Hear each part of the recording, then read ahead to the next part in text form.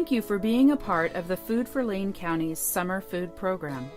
Food for Lane County's USDA sponsorship relies on your ability to understand and obey the rules.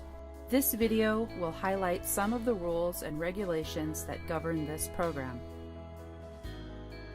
It is important to remember that perception is how a person sees you.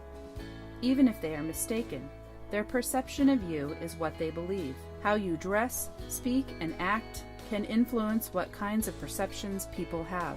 Make sure that you create a family-friendly environment. We want you to be comfortable in the summer heat, but please make sure that your clothing covers you and that you do not advertise anything that may be offensive to people, such as illegal substances, profanity, religious or political slogans. You will be assigned a pickup time and location. Picking up on time allows the kitchen staff to do their jobs well, and it helps you get to your lunch site on time. You will be greeted by a member of the kitchen staff who will make sure that you have everything you need for lunch service. Other members of the kitchen staff will be loading your car. Let the crew load for you. Stay in your car, but do please make sure you receive all of the components of your meal before you leave.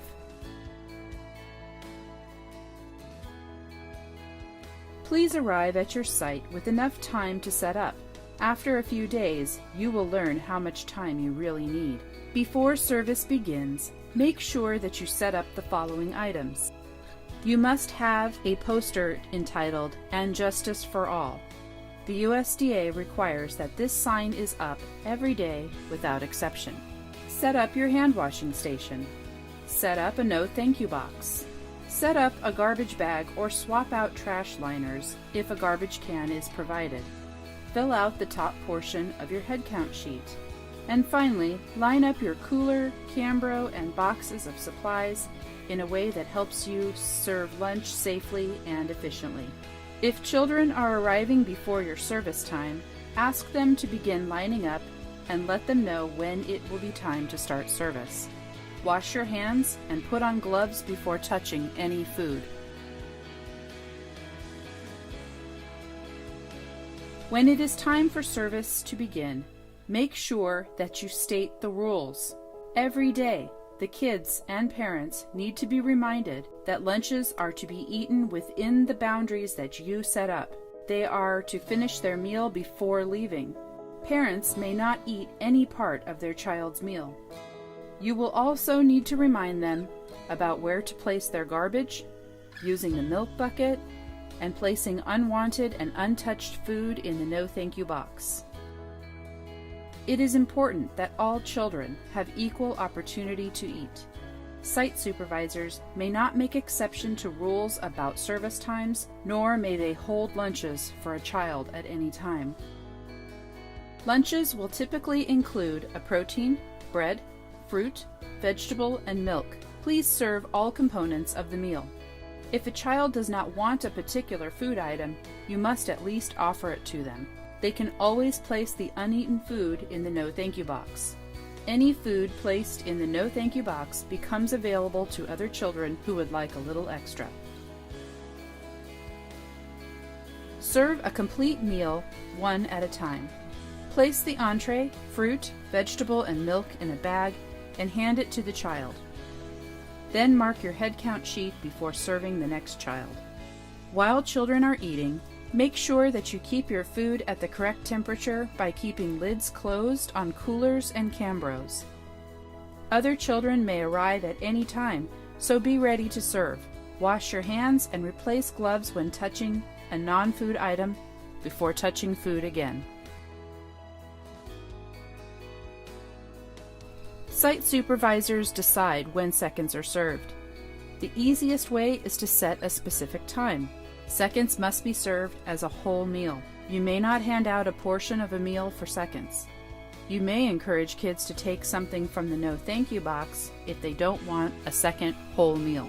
Keep the cereal for youth packets with you at all times to hand out in place of a lunch whenever you run out. As the end time approaches, you may start to break down your site, but be ready to serve a lunch if a child approaches before the end time. Count unserved lunches and check against the head count sheet. Now you are ready to break down your site. Make sure any remaining hot items are covered in foil and the Cambro lid is closed tightly. Make sure any remaining cold items are closed securely in the cooler. If you have any remaining lunches, place all like items together in separate bags. Place all fruit in one bag, all vegetables in one bag, and all condiments in one bag. Flatten all remaining paper bags. Place all of this in a box to return to the kitchen. Make sure all garbage has been picked up. Close up your garbage bag and prepare it to be returned to the kitchen. Do not leave the garbage bag at your site. Make sure children have poured any unconsumed milk into the milk bucket, not the garbage, not the ground, and not the gutter. Gather up all of your supplies and leave your lunch site on time. Never serve food after the designated end time. If a child arrives asking for food after the end time, offer them a cereal packet and encourage them to come earlier the next day. Please return to the pickup drop-off site immediately following lunch service. The kitchen staff is on a tight schedule, so please do not use this time to run errands. When you return, you will pull up to the same location and your car will be unloaded by the kitchen staff. Keep all posters, signs, folders, name tags, and forms with you to be used each day.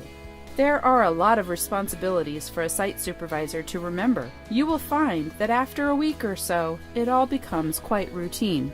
More details will be shared after this video, but please remember some of the basics.